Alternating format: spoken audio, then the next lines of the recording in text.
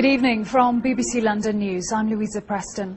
The Mayor has reopened the debate about whether schools should close in bad weather. Boris Johnson has warned that it can have a devastating impact on parents. Some head teachers have told us they don't take the decision lightly, but one said confidentially he believes government attendance targets are to blame. Sarah Harris reports. Paul, final question, and Paul asks, obviously there's an incredible following around you then and now. What's it like? What is it like? It's fantastic, you know, I love it, because I started off just because I was in love with music, and that's the reason I still do it. But the great side effect is that these other people like what you do too. And so it's great doing a thing like today at the record shop, because they show up.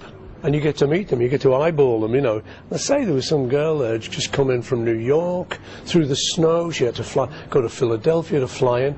There's kids coming from Mexico. I mean, you know, I didn't even know I was going to be here.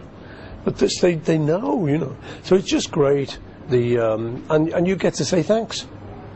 Well, Merry Christmas, Paul. Cheers. Thanks very much. Merry Christmas, and to everybody out there, Happy Christmas. London tonight is for. London tonight, Happy Christmas. Pretty much what the Duchess says to Wally is good advice. Get a life.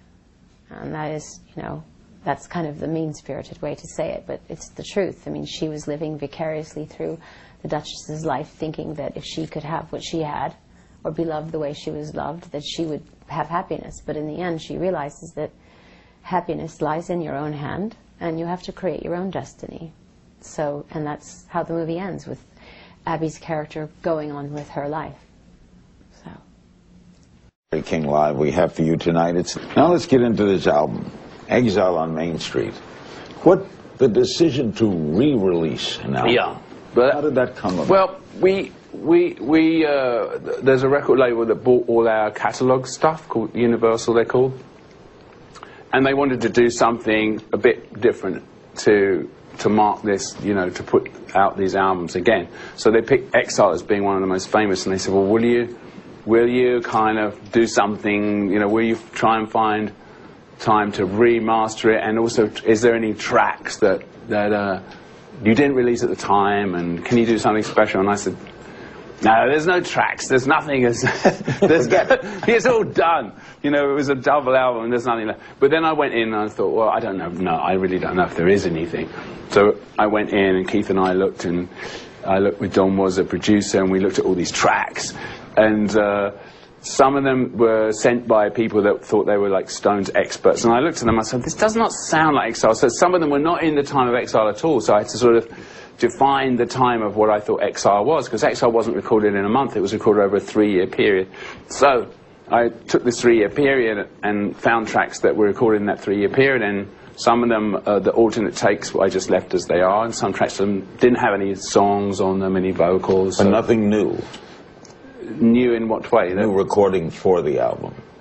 Yeah, I mean, I did. Some of them had no vocals on them. Oh, you added vocals. And they had no song, no vocals, no words, no music, just tracks, which were really good. Some of the tracks were all done and perfect, except I wasn't on them. So I thought, well, okay, so I'm going to do so I wrote words and I wrote melodies and sang them on some of them. Taxes forced Jagger into exile. We'll talk about his life in France and what it was like to be a man without a country.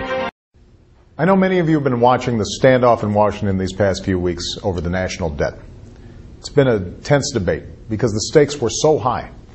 A default on our debt would have been a devastating blow to our economy at a time when we can least afford it. It would have meant higher borrowing costs, higher prices, and put millions more jobs in jeopardy. That's why so many of you wrote, called, emailed, and tweeted members of Congress to urge a responsible resolution to this crisis. And I want to thank you for that. The pressure you put on Washington is one of the reasons we finally reached a resolution in the only way we could, through an agreement between both parties.